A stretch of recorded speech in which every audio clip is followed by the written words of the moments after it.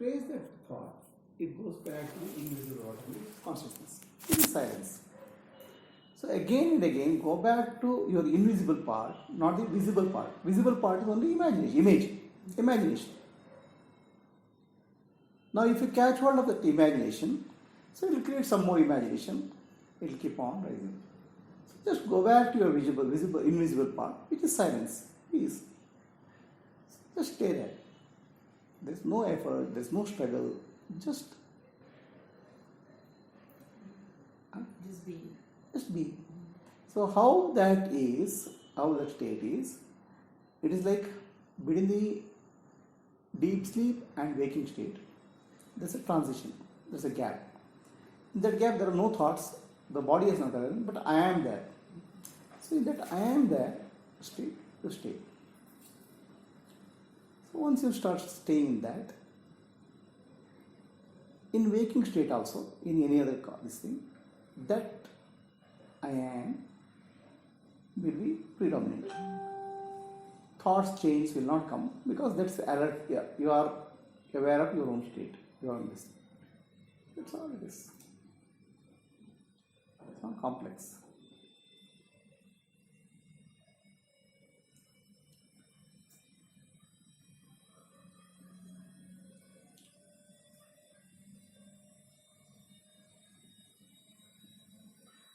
So you have to sit thoughtlessly. You have to sit, I don't say thoughtlessly, you have to sit in your own self, which is the invisible, silent, and peaceful. Okay, so the method of Vedanta, which I am trying to talk, call and all, is so this all is an appearance, nothing real. So in Vedanta, that's called Adhyasa and Adhyaropa. Adhyasa and Adhyaropa. So you take something as real, then go from where you are to that reality, and then deny that reality to go to next level of reality.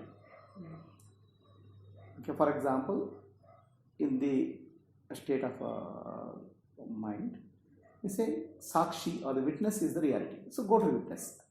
Then you understand witness is also there, witness also is not real. Witness and witnessed is not real. So in reality, final reality when you go, there's no creation. There's no manifestation. There's total silence. And whatever is there as appearing and disappearing, which has no substantial reality. So keep taking step by step and reach that final reality. Right? Then you understand that there was never a point of time there was an individual. Okay. So this is almost saying in the dream, you were there, you met so many people. Okay. You went into a train. Okay. You visited so many places. On waking up, you realize that there was no you, there were no other people, there was no train, there was no mountain. It was appearance. The same thing is this reality. So, what has final culmination of a realization is you have to realize that there was never an individual. There are no individuals. Okay, the consciousness which is silent is only appearing as a consciousness in this world. Like the mind which was silent appeared like a dream. It became mountain, valleys, people, animals. And when the dream ended, all dissolved back into mind. Same way, this also mind. The mountains, valleys, people appeared and dissolved back into mind. Okay? There is nobody.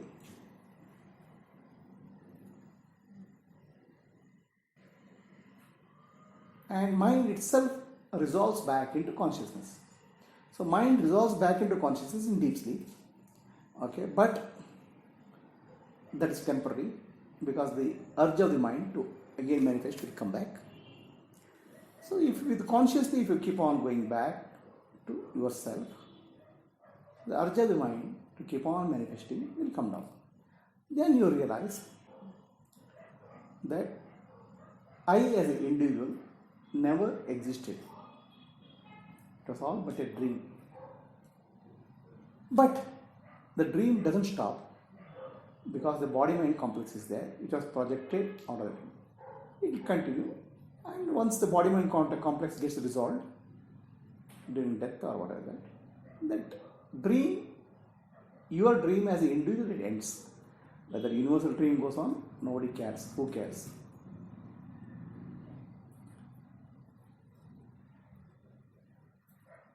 So this will never, you will never come out of the cycle until you constantly go back to your own real self. No other practice, no other circus will help you. You have to go back to yourself every day, again and again, again and again. Sit there.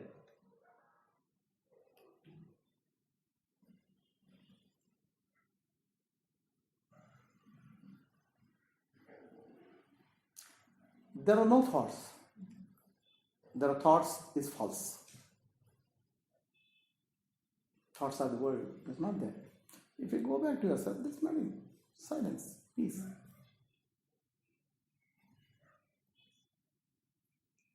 Why get into chasing unreality? Okay. So the mind you can understand, the urge of the mind. If you sit for some time, you don't feel like sitting. You start feeling like, okay, let me get up. Let me go somewhere. Let me do something. So this actually, the mind has still that momentum. Okay.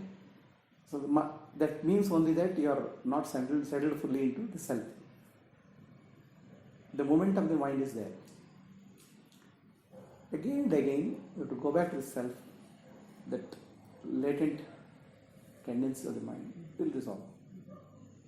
So in the final, as you gradually grow up, you will realize that there is no tendency, there is no karma, there is no body-mind complex. It's all but an appearance in consciousness. Consciousness itself appears as the world, nothing else. There's no creation. Okay, why does the consciousness appear as? How does the consciousness appear as world? The body-mind complex is there, and when you observe through your sense organs, because of the limitation of sense organs, the same consciousness appears as the world. This consciousness cannot be seen. Okay, so these sense organs are superimposing, sense organs of the mind are superimposing on consciousness the world. So this is like you see a snake in the rope. There is only rope, but you see snake because of mind.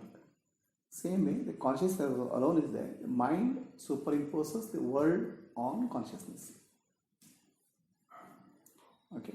So once the illusion is gone, then everything is conscious only, Brahman only. You don't have anywhere to go, nowhere to go, nowhere to look for anything. It's only that reality.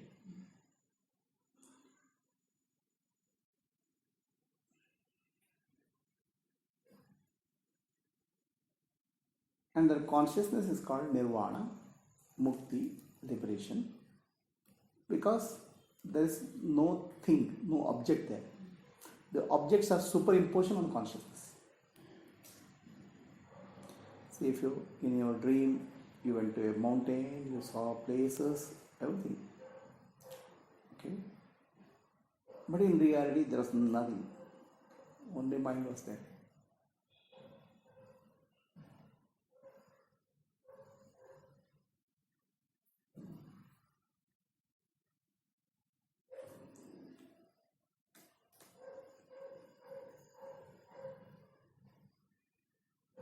And if you really inquire into the nature of mind itself disappears. There's no mind. There's only consciousness. So this is actually shifting your attention. That's all, nothing more. if your attention is through the sense organs, the world appears. If you close your eyes, then the same world appears as thoughts, feelings, and emotions. Same world. And then no longer gross world is there. Gross world is there because you are observing the sense organs. So if you close your eyes, the gross world becomes subtle. Okay.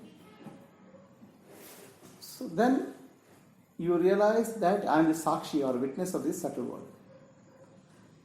If you look closely, the Sakshi and the subtle world are one. They are not separate. So then what you realize is that it's only pure awareness. There's no world, only pure awareness is there. It's just shifting your attention from the physical world to the psychological world to the consciousness. Attention shifting. The moment you shift your attention, it's shifted. That's all. Nothing more. There's no circles, there's no complexity. Very simple. Where your attention is, you see what you see.